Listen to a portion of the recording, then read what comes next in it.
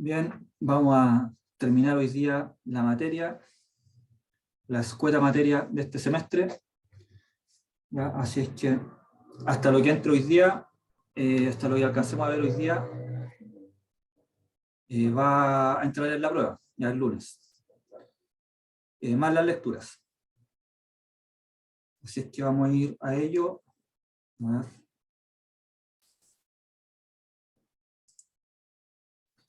Por mientras coloco la presentación, si es que tienen preguntas, háganla ahora, aprovechen, antes de entrar en materia.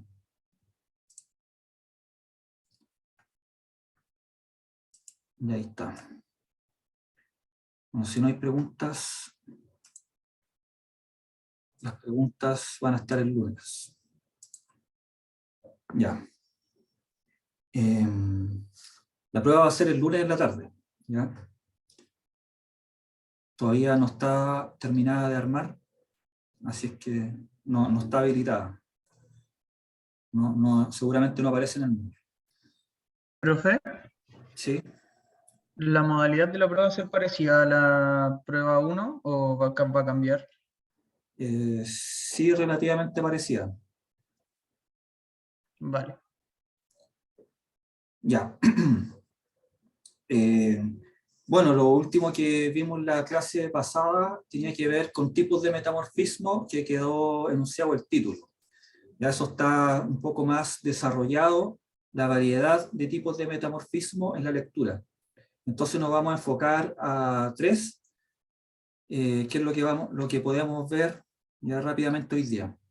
Dos de los tres son de carácter local. Ya eso quiere decir que el metamorfismo ocurre en sectores particulares de la corteza terrestre. Y el otro es de carácter regional. Y ese tiene una extensión vinculada a la tectónica, a las placas tectónicas, al tamaño de las placas tectónicas. Entonces, bueno, vamos a ver dos primeros de carácter local y el último de carácter regional. El primero es metamorfismo de contacto. ¿Ya? Este es, como les decía, de carácter local. Bueno, colóquenlo como título, metamorfismo de contacto y rocas metamórficas que resultan con esto. Carácter local. ¿Ya? Y este carácter local está dado por la intrusión de magmas. Entonces, si un sector de la corteza no sufre intrusiones magmáticas, no va a tener metamorfismo de contacto. ¿Ya? Entonces, en los lugares en que sí ocurre, sí puede haber metamorfismo de contacto, y eso depende de un par de factores que los vamos a ver después. ¿Ya? El metamorfismo se genera gracias a una gradiente térmica. Entonces, este es un metamorfismo termal. Ya sea otro criterio de clasificación, el factor. Entonces, el factor que influye acá es la temperatura, que aumenta en la roca de caja gracias al calor que viaja desde un magma que ha intruido. ¿Ya? Por lo tanto, el factor presión no es importante acá, y eso implica que las rocas que se generan no son foliadas. ¿Ya? Rocas no foliadas. O sea, se generan texturas con fábrica isótropa. Ya. Bueno, hasta aquí todo está específico acá abajo. ¿Ya? No se desarrolla foliación, eso debido a que la presión no es un factor importante. Y lo que les decía, el factor que sí influye es la temperatura, y eso se traduce en recristalización y eventualmente en neocristalización. Ya pueden haber cristales que no existían en la fase previa, o sea, en la mineralogía del protolito, pero sí se generan gracias a las altas temperaturas. Y la recristalización se traduce en una disminución y homogeneización del tamaño de grano. de las rocas. Entonces es una textura bastante particular. ¿Alguna duda con esto? ¿Concepto? ¿Qué fue lo último que dijo? No, no lo entendí bien. Que la recristalización, ¿ya?, implica que la roca metamórfica se homogeneiza el tamaño de grano de los cristales, ¿ya? Y ese tamaño es pequeño, son cristales de pequeño tamaño y es homogéneo. Ya no varía como en la roca sedimentaria un estrato de tamaño arena, sedimentos tamaño arena, y en otros estratos sedimentos tamaño lutita, ¿ya? Tamaño arcilla. No, acá se homogeneiza el tamaño de los componentes por este proceso de recristalización. Vamos. Bueno, yo les decía que para que haya metamorfismo en la roca de caja se necesitan hay dos factores que son preponderantes. Entonces eso lo vamos a ver con un esquema que está hecho. Y aquí está hecho. Uno de ellos es la posibilidad que tenga el calor, ¿ya?, de viajar hacia la roca de caja. El calor sale desde el magma hacia la roca de caja. Bueno, en cualquier caso, ese es lo principal para que ocurra este tipo de metamorfismo. Y eso se favorece con dos factores, ¿ya? Uno es la temperatura del magma.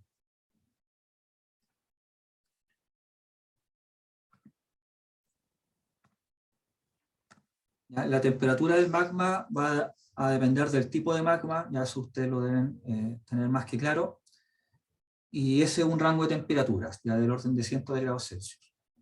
Fíjense que uno es casi el doble del otro, ¿no? Un extremo es casi el doble. Entonces, no es poca la importancia en cuanto a la temperatura de un tipo de magma o de otro. Eso, mientras mayor es la temperatura, obviamente más calor puede viajar hacia la roca de caja. Ese calor viaja por conductividad, ¿ya? Se conduce en materia sólida, que es la roca de caja. Le vamos a colocar el nombre roca de caja. Esto sería roca de caja, ¿ya? Está ahí como con líneas como estratificada. Principalmente porque pueden haber otros factores como convección. Ya puede haber convección de fluidos que favorece también el viaje de calor. Ya, pero principalmente es conductividad térmica. Pues ustedes conocerán las leyes de la termodinámica, ya el calor, cómo se conduce. Eso era un factor, la temperatura del magma que se ha intruido. Y otro factor es el volumen de ese magma intruido.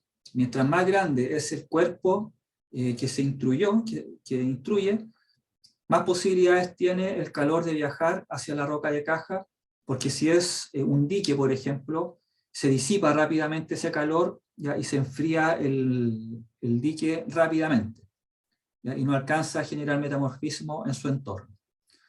En cambio, si es un Plutón, ya tiene más posibilidades de que eso sí ocurra. Entonces el calor se conduce y se disipa rápidamente, porque el área que es afectado por ese calor va aumentando exponencialmente, porque esto es en 3D. ¿Ya? A medida que se va alejando el calor, se tiene que disipar en un área cada vez mayor. Entonces se disipa rápidamente. Hasta ahí todo claro, ¿no? Hagan preguntas nomás, interrumpan si es que hay dudas. ¿Ya? Y entonces, el sector que es afectado por mayor temperatura va a ser siempre el más cercano a la roca plutónica.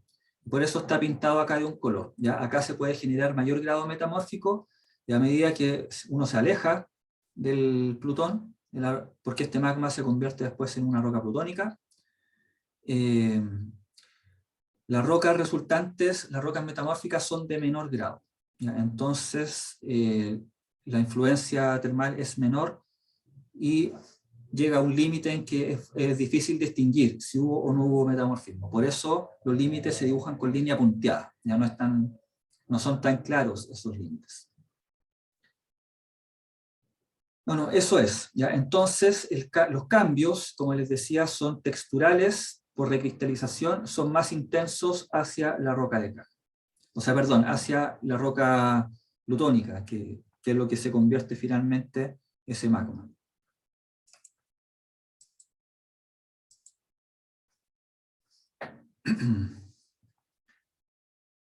Ya, aquí, en este tipo de metamorfismo, puede ocurrir otro fenómeno. ¿Ya? Que voy a colocar una flecha con otro color. No solamente es el calor el que sale, o el que puede salir desde el magma, sino que también pueden salir fluidos. ¿Ya? El fluido principalmente agua.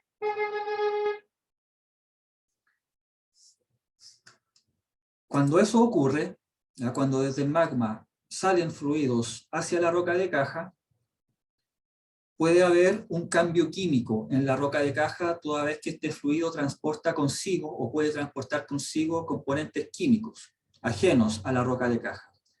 Entonces, este es el caso en que puede haber metasomatismo. ¿Ya? En este tipo de metamorfismo, en el de contacto, puede ocurrir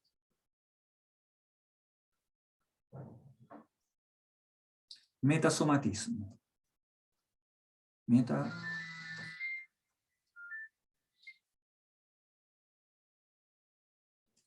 Somatismo, perdón.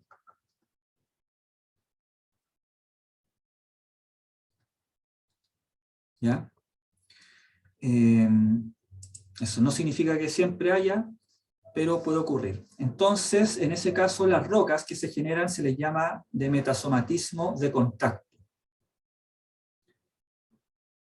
o rocas metasomáticas de contacto. Eso, ya aquí puede haber involucrado un cambio químico.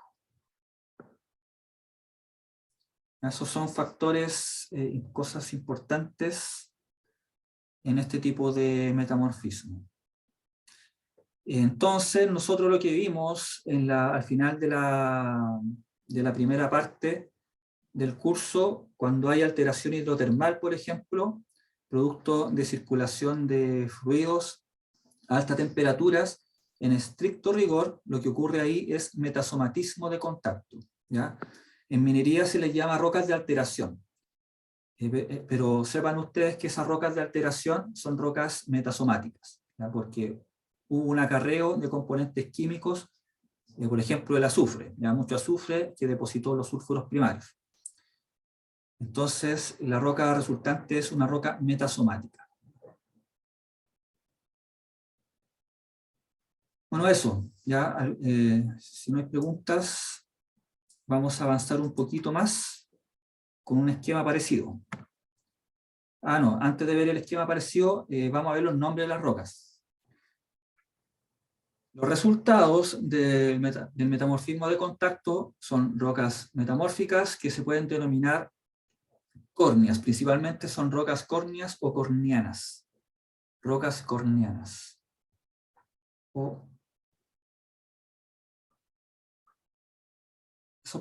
El nombre viene de cuerno.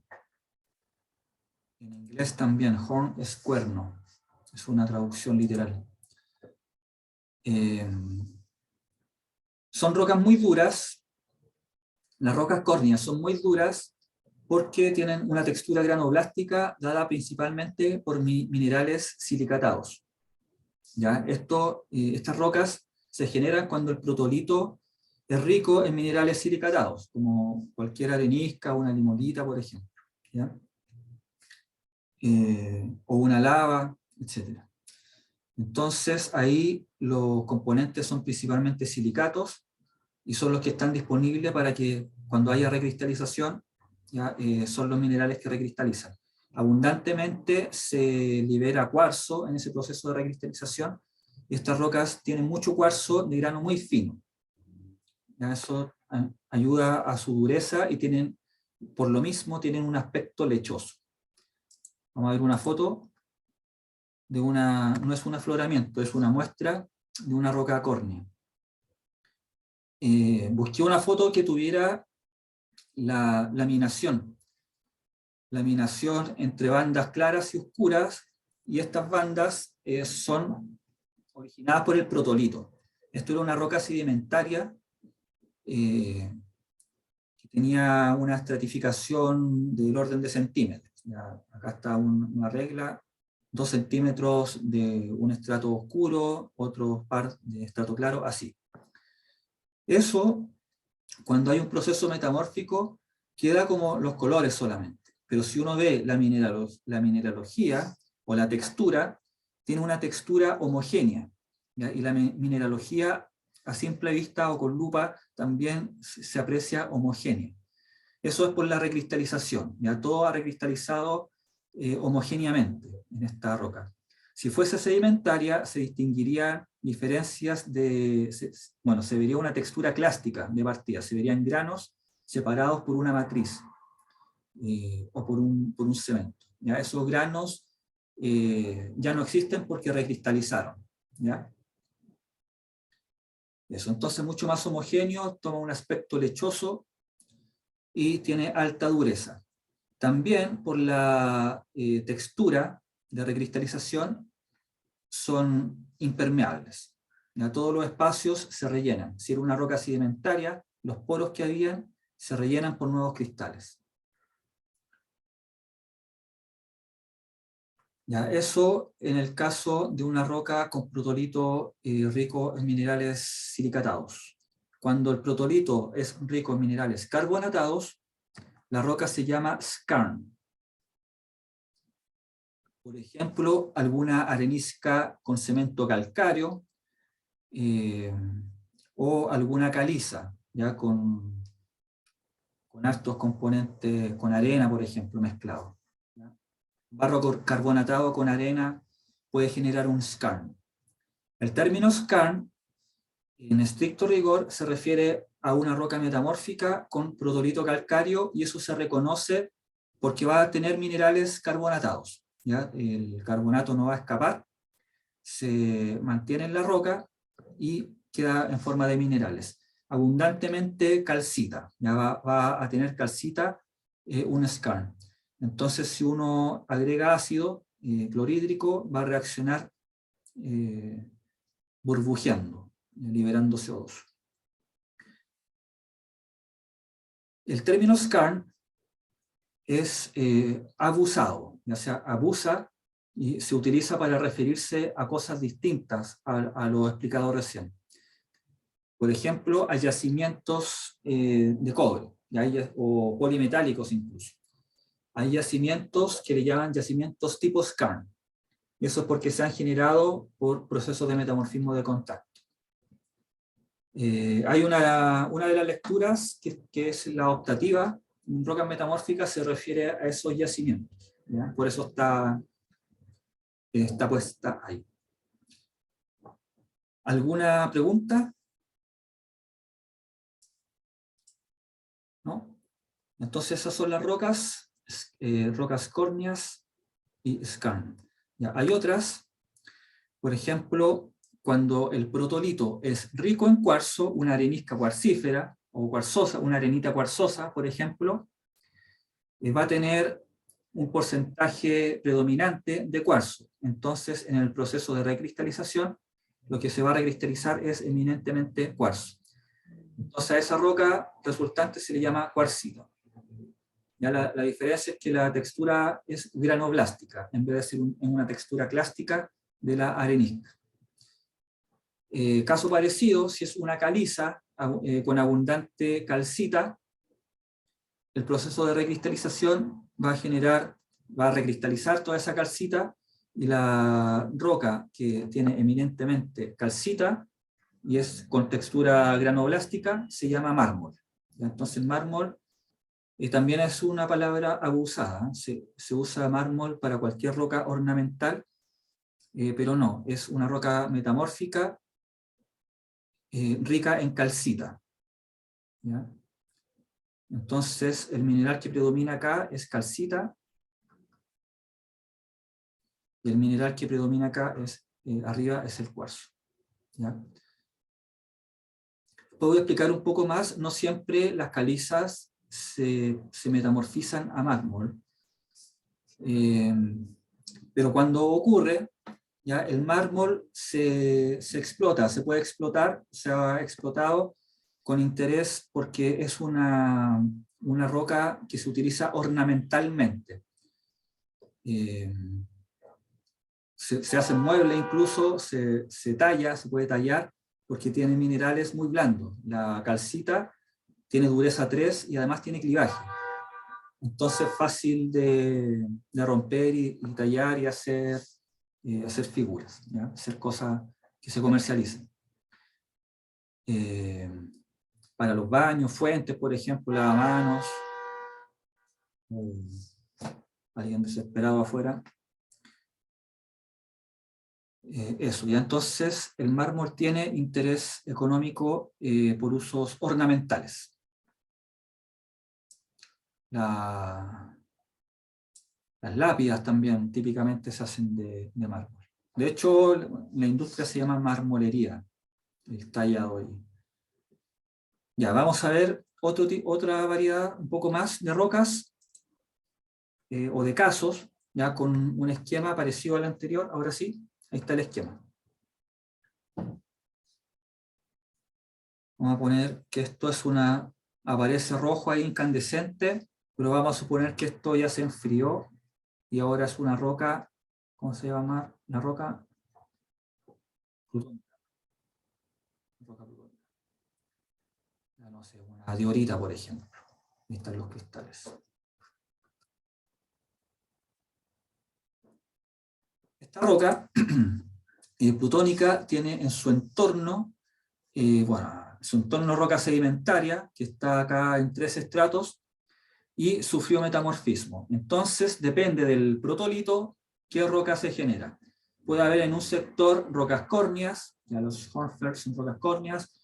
Acá arriba hay una arenisca rica en cuarzo. Ese sandstone tendría que ser rica en cuarzo para que sea una cuarcita.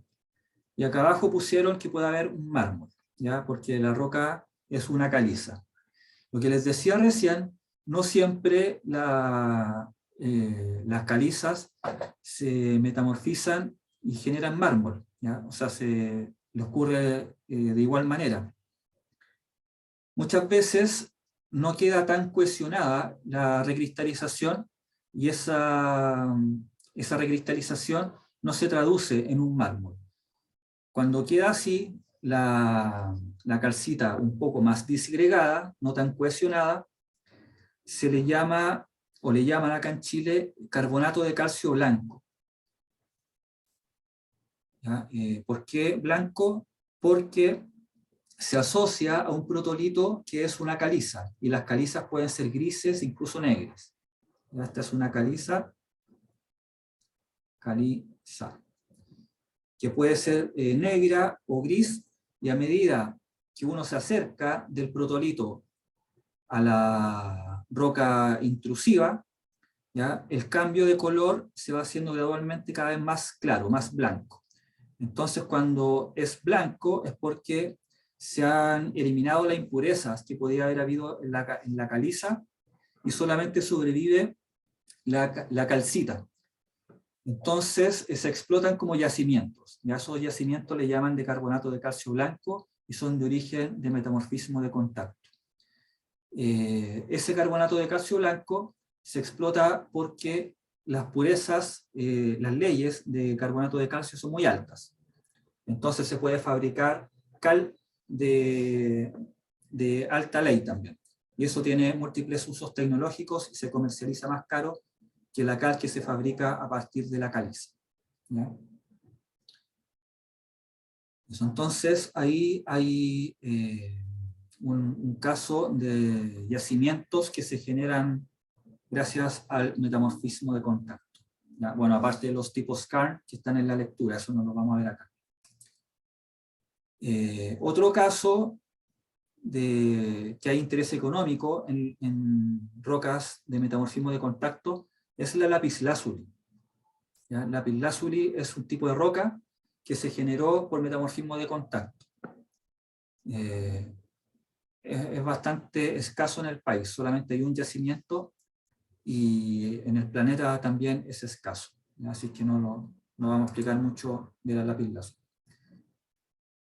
Ya bueno, y hay varios tipos de yacimientos que se generan gracias al metamorfismo de contacto. El calor ya genera que se concentren algunos minerales y las impurezas se eliminen, por ejemplo. Bueno, eso respecto al metamorfismo de contacto. ¿Alguna duda, alguna inquietud? ¿No? Ya, si no, vamos a cambiar de título o de subtítulo, metamorfismo de falla. Ya este también es de carácter local y tiene otros nombres, de falla o de dislocación, de metamorfismo dinámico.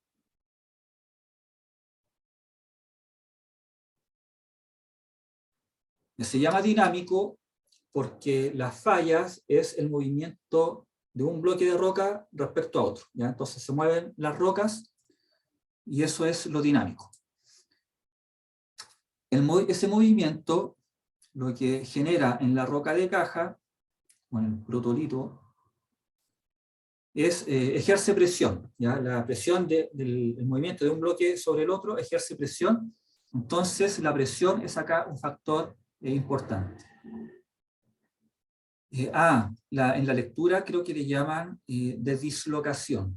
Ya revisen, no sé si aparece de falla propiamente tal o dinámico, parece que la lectura tiene otro nombre, ¿ya?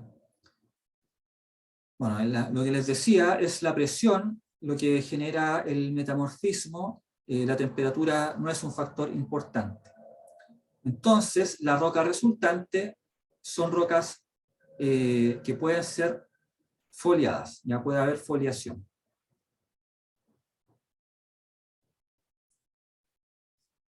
Eso ocurre en un plano, que es el plano en el cual un bloque de roca se desplaza respecto al otro, pero ese plano no es adimensional, ya tiene una potencia, un ancho en el espacio. Entonces se habla de zonas de fallas. Es el grosor del espacio en el cual se han desplazado un bloque de roca respecto al otro. En ese espacio, la roca de caja se afecta, ¿ya? Y se afecta, puede afectarse de tres maneras. Frágil, ¿ya? Se rompe, se pulveriza. Dúctil, no se rompe, sino que se deforma. Los minerales se pueden alargar, por ejemplo, al estar sometidos a esa presión. O frágil y dúctil, ¿ya? Al mismo tiempo. Entonces acá una pregunta para el curso. ¿Cómo una roca, o por qué una roca podría tener comportamiento frágil y dúctil al mismo tiempo? ¿Ah? ¿Se le ocurre o no?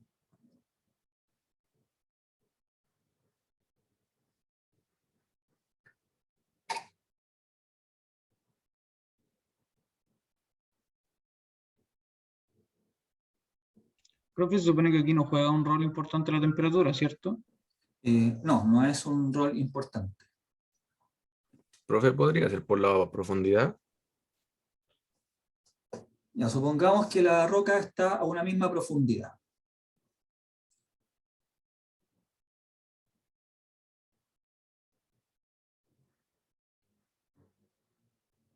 Ya, por mientras piensan,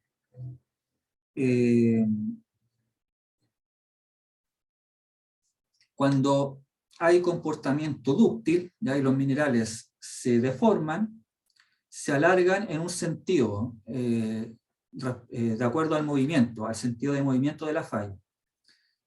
Entonces se genera fábrica anisótropa, ¿ya? Foliación.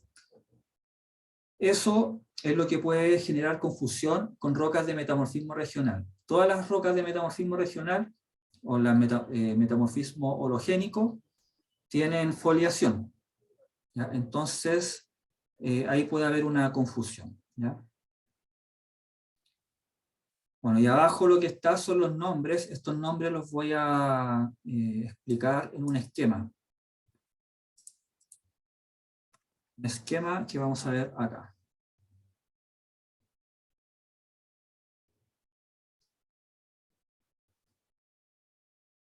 ¿Ya? Eso va a ser una superficie del planeta.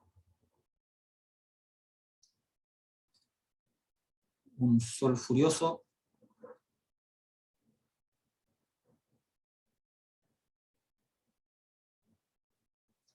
Y ya voy a poner acá un poco más grueso.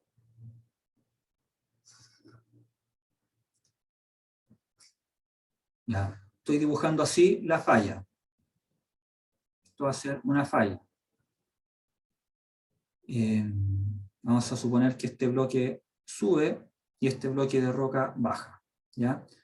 Y ahí ustedes coloquen una estratificación si quieren en la roca de caja. ¿Ya? Esto lo vamos a dividir en 3 profundidades. Ahí.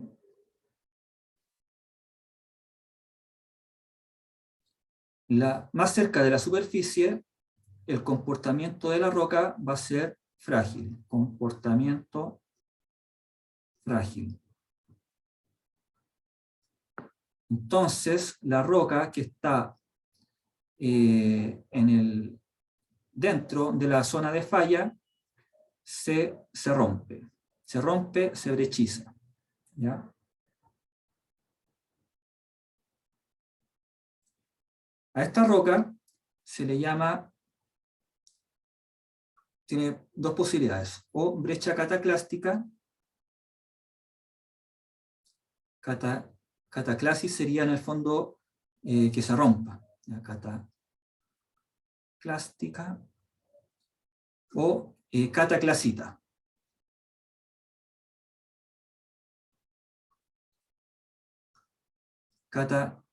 Brecha cataclástica o cataclasita. Que son, bueno, es una estructura brechosa generada por clastos que se componen de la roca de caja, del protolito. Ya si era roca sedimentaria, los fragmentos de la brecha también van a ser de roca sedimentaria. Y están separadas por una matriz, que yo ahí no sé bien cómo se escribe, ya, la matriz es de Salvanda. No sé si es con B corta o con B larga, voy a escribir con B corta. Eso es una de Salvanda. ¿Ya? Y la salvanda es un polvo de roca, producto de la fricción, del movimiento, la roca que se pulveriza, rellena los espacios entre los clastos. ¿Ya? Y esa sería la matriz de salvanda. Hay veces que no hay brecha cataclástica y solamente hay salvanda. ¿Ya? Y es un polvillo, algo muy fino. Se adhiere a los dedos, será un polvo. Ya, esta roca es muy frágil. Las brechas cataclásticas o cataclasitas son muy frágiles y se desmoronan con facilidad. Y también, por su composición, son muy permeables. Por la matriz puede circular fácilmente agua. Si acá llueve, por ejemplo, el agua se filtra fácilmente por la matriz de la brecha de falla. ¿Ya? Más abajo hay un comportamiento que puede tener, puede ser frágil, ¿ya? Para volver a la pregunta, y dúctil. No, ahí está mal escrito. Dúctil. Ahí. Y más abajo el comportamiento solamente es dúctil. Entonces volvemos a la pregunta, ¿cómo puede ser que una roca tenga el comportamiento frágil y dúctil a la vez?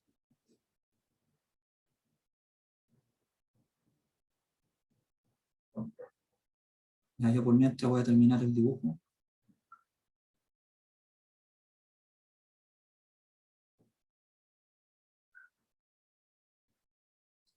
La respuesta tiene que ver con la definición de roca.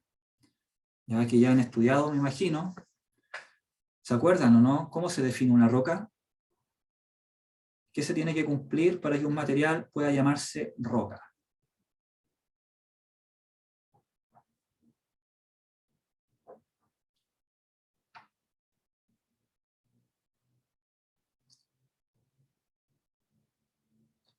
No se me ocurre qué más agregar al dibujo.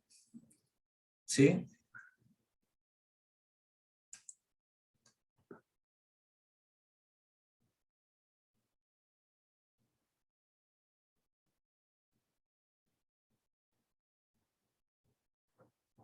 Es que la roca primeramente tenía que ser un material sólido, por lo que yo recuerdo.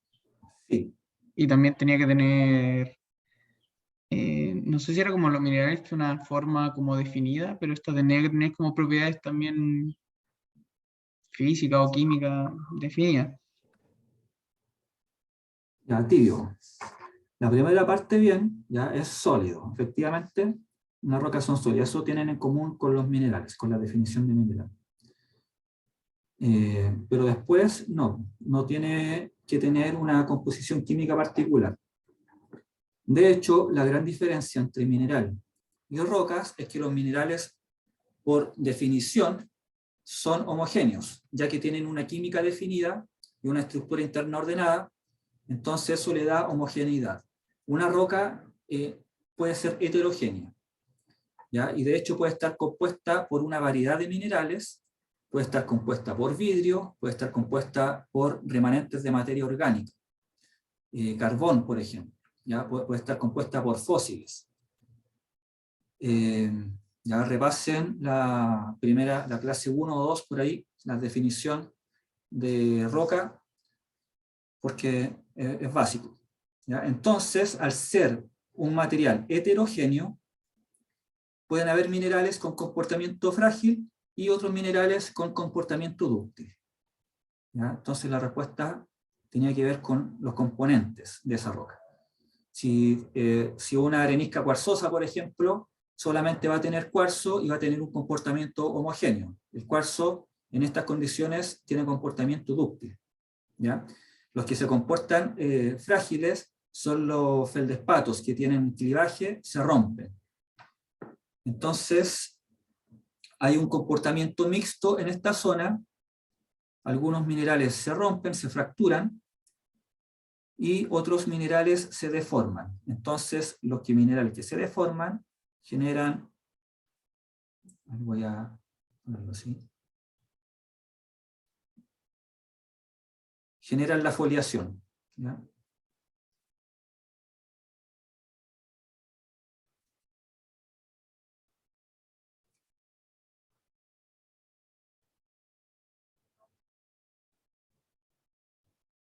Y los minerales que se rompen no se genera una brecha, sino que se fracturan. Se quedan con líneas internas producto de que se han roto, ya que se han fracturado. Eso lo voy a poner con otro color, a ver. A las que tienen esa mezcla de minerales, comportamiento frágil y dúctil, a esas rocas se les denomina milonita. Una milonita, ¿ya? Y cuando todos los minerales tienen comportamiento dúctil, ya está lo que había dicho anteriormente el compañero, eso efectivamente depende de la profundidad. Hay una profundidad tal en que todos los minerales se van a comportar de modo dúctil y a esa roca se le llama ultramilonita. Ultramilonita.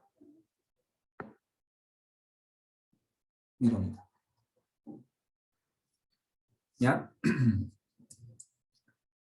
Entonces, estas son las rocas que se generan en una zona de falla, ya por metamorfismo dinámico. De las tres, ya lo más común es encontrarse con las que están más cerca de la superficie. Las brechas cataclásticas o cataclasitas, o salvando. Milonitas es lo segundo más posible de encontrar, sin embargo, no es tan común, por lo menos acá en el país no es común encontrarse milonitas. Y ultramilonitas es todavía más raro, ¿ya? Un dato importante. Ya supongan que esto de acá es un túnel. Una obra de ingeniería.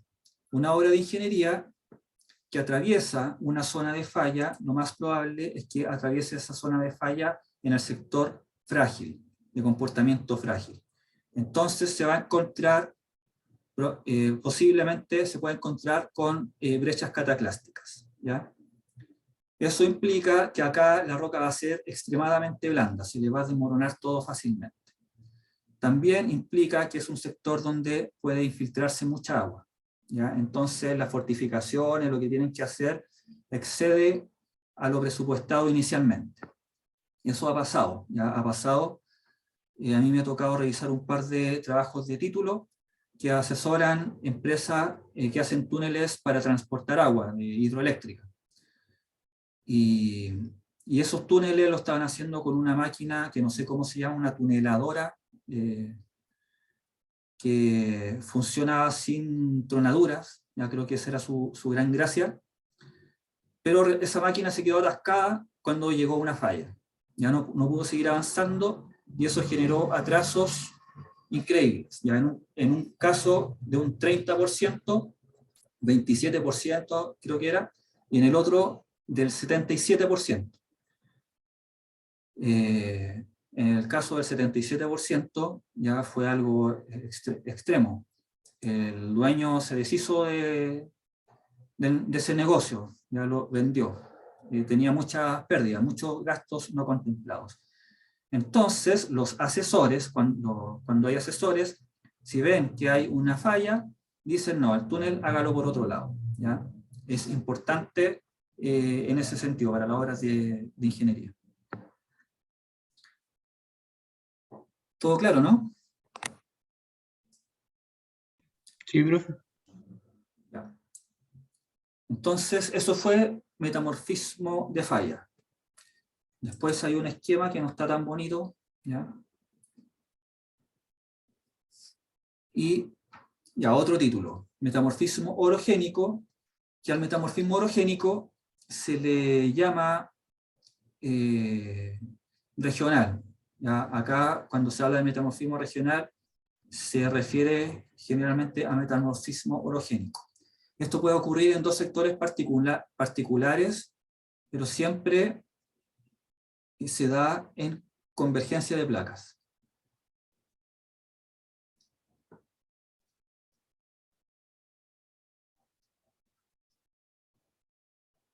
Entonces, este metamorfismo es de carácter de extensión regional, y esa extensión está en el borde mismo de la placa o en el sector donde se generan cordilleras.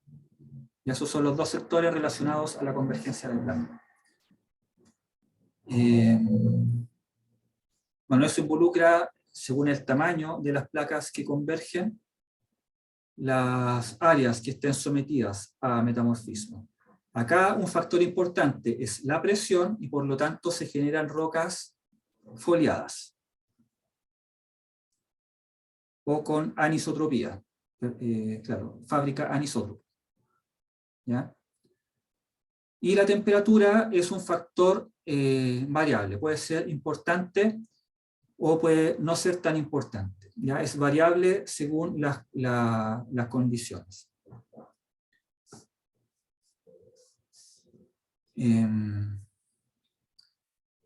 Ya, bueno, abajo están los nombres, eso lo vamos a ver después. Voy a explicar un poquito el texto que está ahí al medio.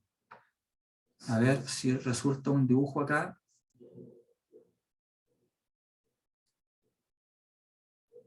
Un poquito más bonito.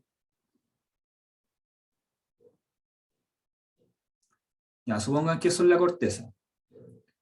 En el sector en que está la cordillera, para que se forme la cordillera, ya se necesita que un bloque de roca se coloque encima de otro, ya que se vayan superponiendo. Eso en convergencias de placas ocurre gracias a la acción de fallas. Y es más o menos como aplastar las piezas, las fichas de un dominó, y si uno las junta todas que están dispersas en la mesa, van a quedar uno sobre otro, ¿ya? Eso eleva la corteza, logra que haya un alto relieve. ¿Ya? Eso es un fenómeno. Y otra cosa que pasa es lo mismo que con el hielo. La proporción emergida de un hielo que está flotando en el agua se mantiene respecto a la proporción que está sumergida. Si la proporción emergida es de 1 centímetro, ¿ya? La sumergida puede ser de 3 centímetros, por ejemplo. ¿Ya? Si la emergido es de 30 centímetros, lo sumergido es, si lo emergido es de 10 centímetros, lo sumergido sería de 30 centímetros. ¿Ya? Se mantiene la proporción. Entonces, mientras mayor es la parte elevada, mientras mayor es la elevación de la cordillera, la raíz de la cordillera también es más profunda. ¿Ya? Eso se cumple en la corteza, se puede considerar como que está flotando en el manto.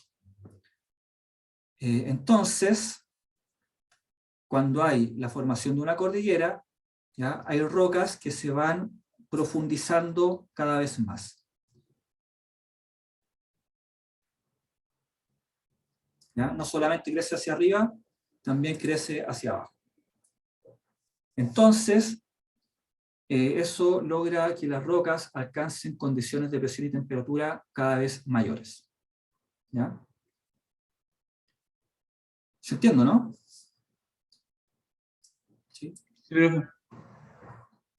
Está explicado didácticamente, espero. Ya. Entonces, dependiendo de esas condiciones que se alcancen, es el grado metamórfico, menor grado, mayor grado. Entonces, producto de eso, hay 4 tipos principales de rocas de metamorfismo regional. Ya que las vamos a ver acá, nos vamos a concentrar en 3 de ellas. La primera, de menor grado, es la pizarra. La pizarra tiene fábricas planares, ¿ya? Una fábrica planar que se genera gracias a minerales micáceos. ¿Ya? Por lo tanto, la textura es lepidoblástica. Y esos minerales micáceos son muy finos, por ello no son visibles a simple vista. Entonces, como son muy finos, son de pequeño tamaño, los planos que se generan producto del metamorfismo son planos perfectos. Entonces, estas láminas planas perfectas que se generan, se les denomina también clivaje. Digo también porque vimos ese término para los minerales. Clivaje tipo pizarra. ¿Ya? Es porque le ocurre a rocas en vez de minerales. Tipo pizarra. ¿Ya? Se generan esas líneas, esos planos en que la roca se rompe, y esos planos son perfectos. Los minerales son tan pequeños que no hay asperezas. ¿Ya? Eso es la pizarra. La pizarra se utiliza. En los lugares donde hay pizarra se suelen utilizar las láminas, esas planchas, como material de construcción, para techar casas, por ejemplo.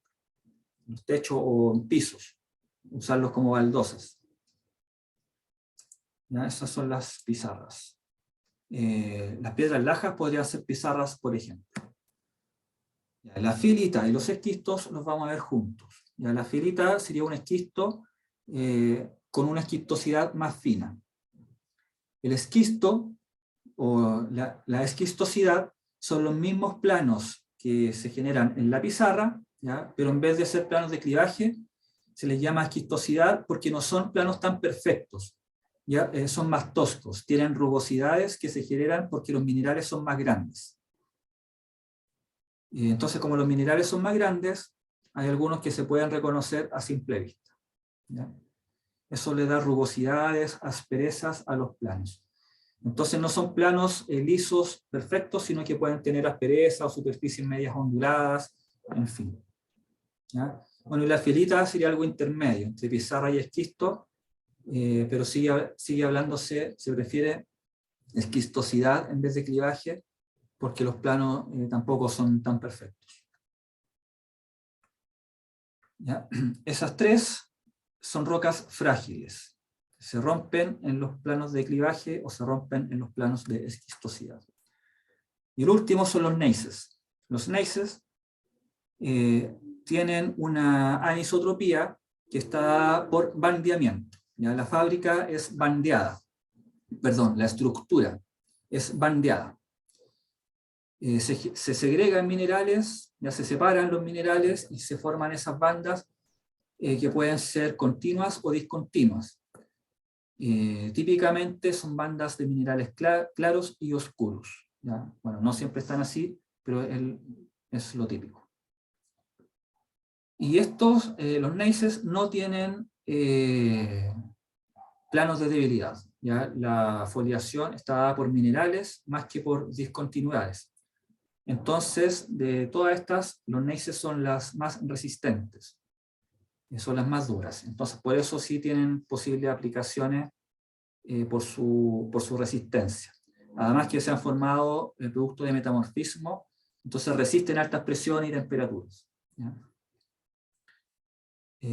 Eso. ¿Alguna pregunta? Estos tres. Entonces, esto al encontrarse en rocas de metamorfismo regional, ya se distribuyen ampliamente en los afloramientos, a diferencia de las fallas que aparecen solamente en el sector de la falla, ya las cataclasitas, por ejemplo. Estos no, estos se distribuyen ampliamente en los sectores donde hay, y típicamente hay esquistos, ¿no? Son esquistos, a veces pizarras, a veces le ponen otros nombres particulares. El apellido que se le puede dar, ya vamos a ver un caso, es según algún mineral que destaque en la roca. Ya, esta sería una foto de un afloramiento de una pizarra. Entonces se ven acá los planos perfectos, aparecen tablas. Y eso es por los planos de clivaje. Entonces los planos de clivaje hacen que esto se rompa con facilidad y por eso no se ve continuo, se ha roto y caído los bloques. ¿Ya? Es un afloramiento particular. Estas, como les decía, permiten utilizarlo fácilmente, como techo, sobre todo yo he visto en lugares que lo colocan como techo. Los minerales, como son filosilicatos, esos minerales tienen baja dureza, entonces se pueden rayar con facilidad. Por eso se usaban de pizarra, ¿ya? En la antigüedad. Acá hay un esquisto, el B sería un esquisto, y ahí donde está pasando el puntero está mostrando un plano de esquistosidad, y se ve que es más tosco, ¿ya? Por eso es más o menos curvo, y no se rompe en un plano perfecto como estas superficies lisas que incluso tienen brillo homogéneo. ¿Ya? Acá no, eso está interrumpido por estas líneas que son de esquistosidad.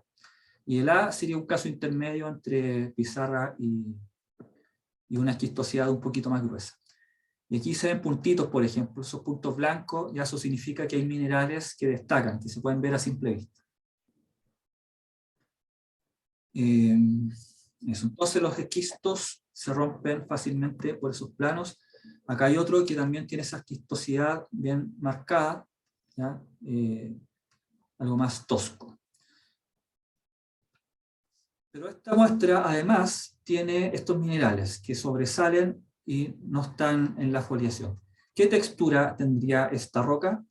Ya de las texturas que vimos en la clase pasada.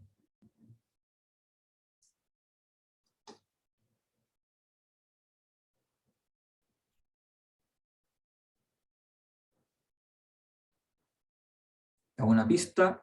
Esos minerales, cristales neoformados, se llaman porfidoblastos.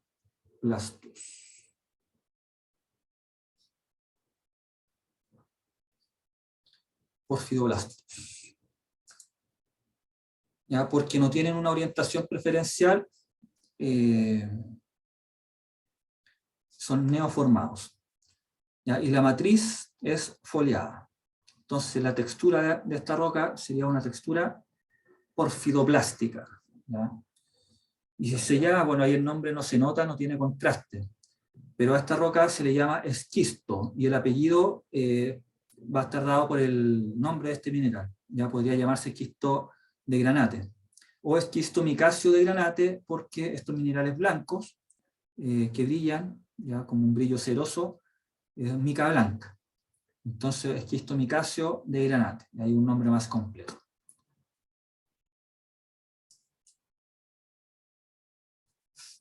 Ya, bueno, aquí abajo aparece el nombre, pero no aparece.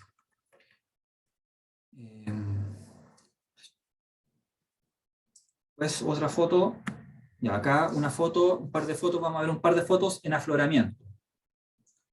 Este afloramiento aparece la roca, ya, de todas, también esta sería un esquisto. Y los planos se notan claramente porque esto se formó por altas presiones y ahora está aflorando en la atmósfera, ¿ya? Entonces está a una atmósfera de presión mucho menor que lo que se formó. Entonces esos planos tienden a abrirse, ¿ya? A separarse. Si se rompe fácilmente la roca en esos planos de esquistosidad, ¿ya? Por eso se ve así como si lo hubieran roto. Esto es cercano a la costa en la región de Atacama. Esto más lejos está también en la misma, bueno, es otra roca, pero también tiene esquistosidad. Ya son planos toscos que se notan fácilmente. Pues acá esto es distinto. Es distinto porque donde está el puntero, por ejemplo, ¿ya? O acá, se ven bandas de minerales. Entonces, esto tiene estructura bandeada. Bandas oscuras, bandas claras. Y además estas bandas son sinuosas, ¿ya? Un bandeamiento sinuoso. Entonces, el nombre de esta roca sería un gneiss. Este sería un gneiss bandeado. Y otro gneiss, ya esto no es en afloramiento, sino que una muestra de mano. El protolito es muy distinto al gneiss anterior. Este seguramente la roca, el protolito era roca sedimentaria, por lo fino que se ve la parte oscura. Acá se ve de grano más grueso, parece una roca que hubiese sido el protolito una roca plutónica. Sufrió metamorfismo y se generan estas bandas de minerales félsicos y minerales máficos, ¿ya? También es una estructura bandeada y acá se nota que no hay planos de debilidad. Ya no se rompe tan fácilmente como en las pizarras y esquistos. Eso. Ya, y tampoco estas tienen... tampoco son permeables. ¿Ya? Las otras rocas, los esquistos, por ejemplo, estos planos de debilidad también permiten, o planos de esquistosidad, que el agua se pueda infiltrar por ahí, ¿ya? Que pueda circular agua por estos planos. Le generan permeabilidad a la roca los planos de esquistosidad. Los gneisses no tienen nada de eso, ¿ya? Son impermeables totalmente. ¿Alguna pregunta con las rocas de metamorfismo regional u orogénico? ¿No?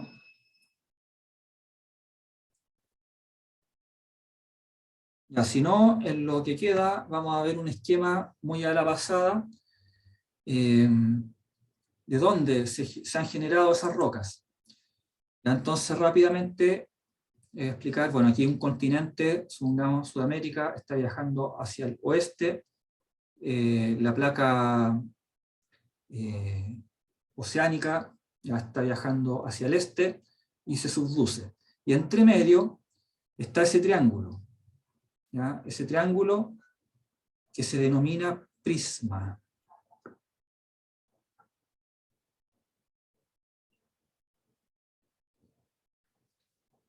Este prisma se genera gracias a que la corteza oceánica, en su parte superior, alberga o recibe los sedimentos que se depositan en el fondo marino.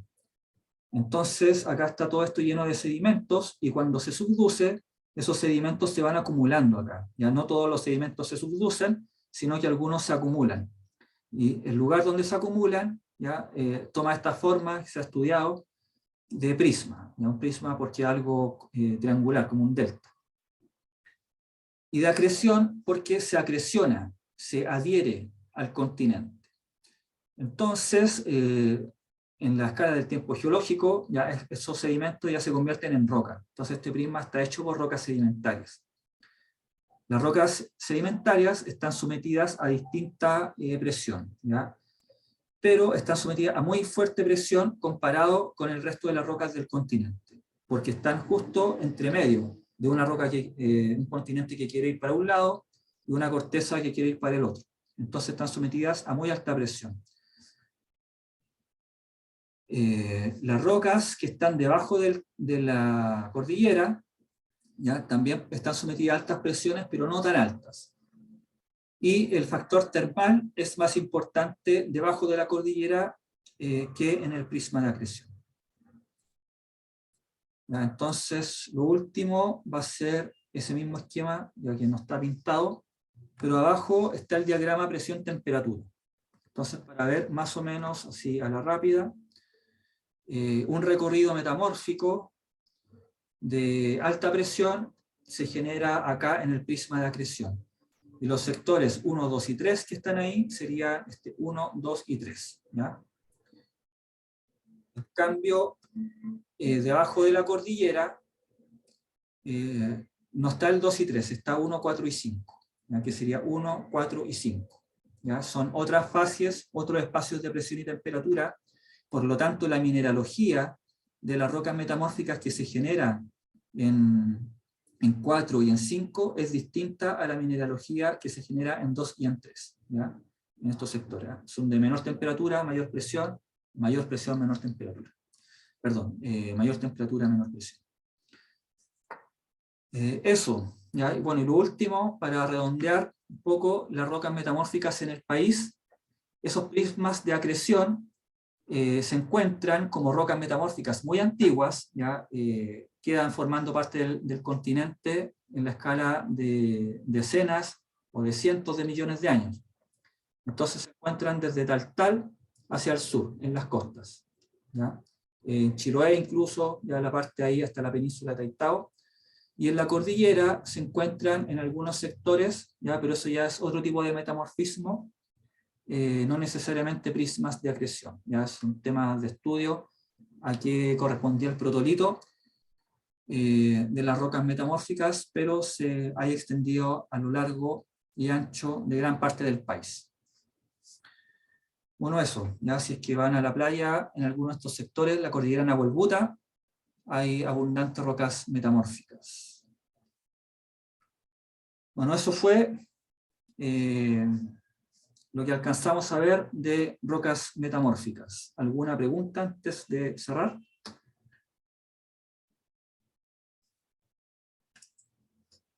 ¿No? Entonces hasta aquí entra lo del lunes, ya la prueba va a quedar habilitada o mañana o el lunes en la mañana. ¿Ya? Así es que, bueno, que les vaya bien. Chao, cuídense. Chao, profe. ¿Profe? que esté bien. Chao, profe. ¿Sí? ¿Alguien quiere preguntar algo? Sí, no entendí. ¿La prueba estará habilitada mañana o pasado? ¿Cómo no entendí? Va a estar disponible en el Moodle, o sea, no disponible para hacerla, pero va a aparecer, ya como actividad que va a estar habilitada, o sea, que la van a poder responder en el fondo el lunes en la tarde. ¿Ya? Ah, ya vale, profe. ¿En qué horario va a ser o después para definirlo? De las 2 de la tarde al menos en adelante, ya hasta las 6 probablemente.